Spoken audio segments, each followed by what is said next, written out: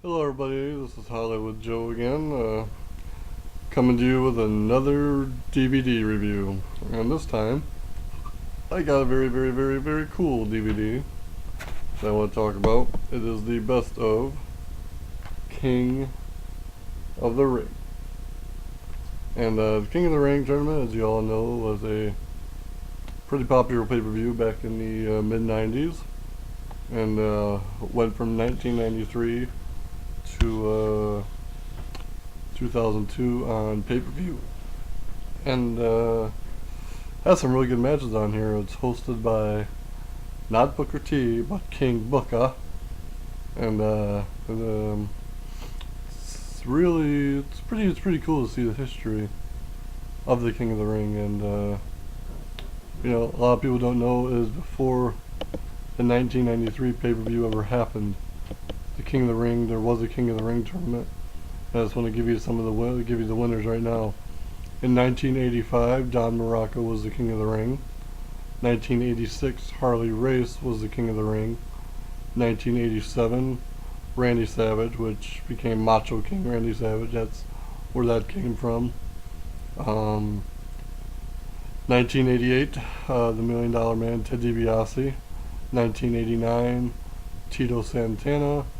And 1991, Bret Hart, which is funny that Bret Hart won the last, non pay-per-view tournament, and then he went on to win the first pay-per-view tournament that started taking place in 1993. It's kind of funny on this DVD how it just doesn't have the King of the Ring tournament matches. It has matches that weren't even tournament matches. And some of the matches, I just want to go through them with you, that aren't tournament matches. You have Hulk Hogan versus Yokozuna for the WWE Championship. Bret Hart versus Jerry Lawler in a Kiss My Foot match.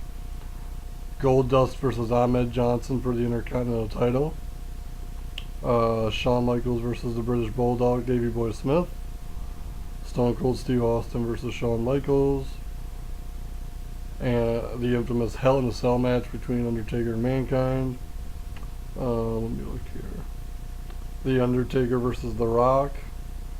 And then my favorite King of the Ring match ever, which a lot of people don't know about, is the six-man tag match for the WWE Championship between Triple H, Vince, and Shane versus The Rock, Kane, and Undertaker. And if anyone on Triple H's team got pinned, that person would become the WWE Champion. So Triple H didn't even have to be pinned to lose his title. So the other non-tournament matches were Jeff Hardy versus X-Pac, Shane McMahon versus Kurt Angle, and Hulk Hogan versus Kurt Angle. Now, as y'all know, I used to be a pretty big Hulk Hogan fan, and that was one of Hogan's better matches. Him and Angle, just, to me, in 2002, that was the match of that pay-per-view, was Kurt Angle versus Hulk Hogan. And they had wrestled a few times in tag matches on TV, but that was a really great match to have. As y'all know, I'll go through the King of the Ring winners for you from 93 on right now. Bret Hart in 1993, Owen Hart in 1994, Mabel in 1995, Stone Cold Steve Austin in 1996, Triple H in 97, Ken Shamrock in 1998, Billy Gunn in 1999, Kurt Angle in 2000, Edge in 2001, Brock Lesnar in 2002, Booker T in 2006, William Regal in 2008, and Sheamus, who won in 2010. Now, WWE just recently had a little column / editorial that they need to bring King of the Ring back to pay-per-view, and I couldn't agree more. I think people like seeing tournaments. People like seeing, wrestlers have to earn something. You know what I'm saying? And to me, here's what they should do. They should move Money in the Bank to June, and put King of the Ring in July and have the winner of the King of the Ring face the WWE World Heavyweight Champion at SummerSlam, and they decide who they're going to wrestle. But anyways, enough about that for now. Anybody that's ever won the King of the Ring has been propelled to greater heights. I mean, you heard it. Austin won the King of the Ring before he got huge. Triple H won it before he got huge. Bret Hart, he was already a kind of a main eventer, but it really propelled him to be a mainstay as WWE champion. Edge did a lot for his career. Kurt Angle, he had done so much at that point, but Kurt Angle, that's what led Kurt Angle to the WWE Championship. Some of the guys that didn't have the effect on, like Billy Gunn and Mabel, and I think those are the two that really stand out to me, is that really didn't affect them much. Mabel never really won Mabel never won the WWE title after that, and neither did Billy Gunn. I think they were just kind of like, we'll use this guy and make him King of the Ring, So I'm not, King of the Ring didn't do much for them, but all the other guys, it seems like it did a lot for.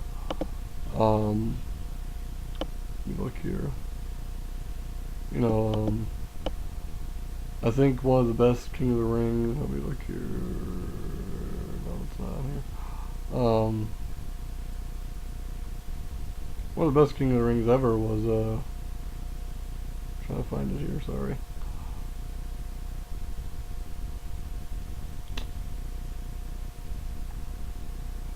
Probably the best King of the Ring ever was probably the 1987 one. It's pretty good. You had Haku versus Bruce. 87 one, the Macho Man one. That was a pretty good one. And finals that year was King Kong Bundy versus Randy Savage. That's interesting. So.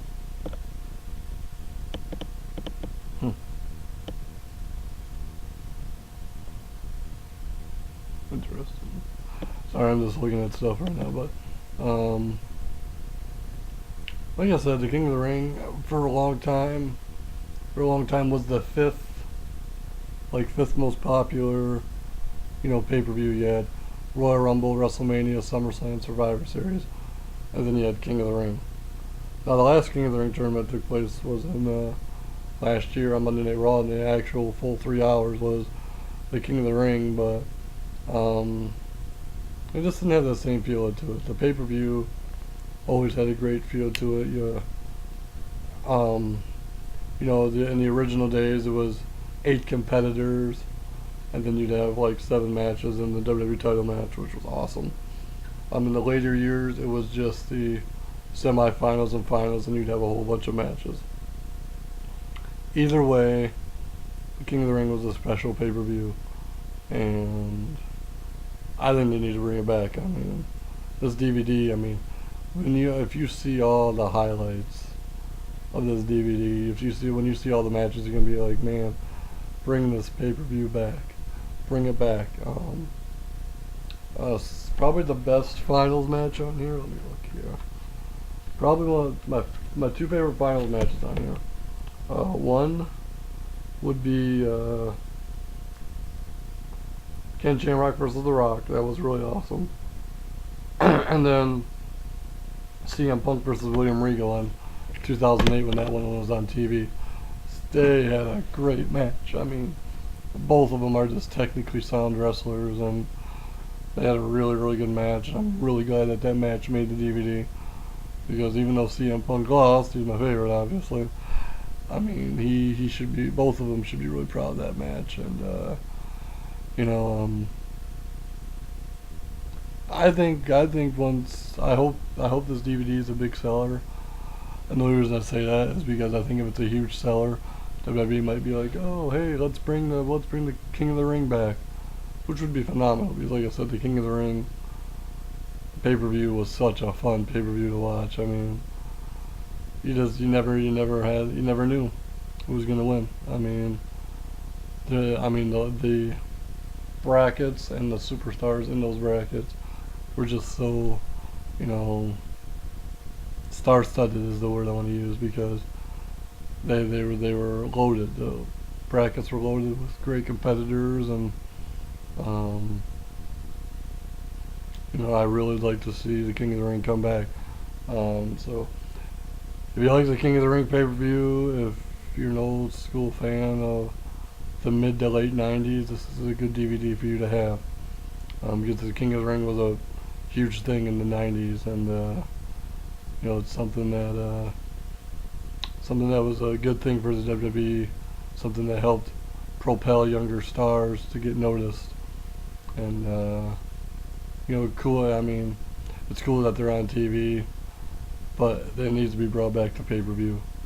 So pick up your copy. I'll show you the cover again just so you know what it looks like. King of the Ring.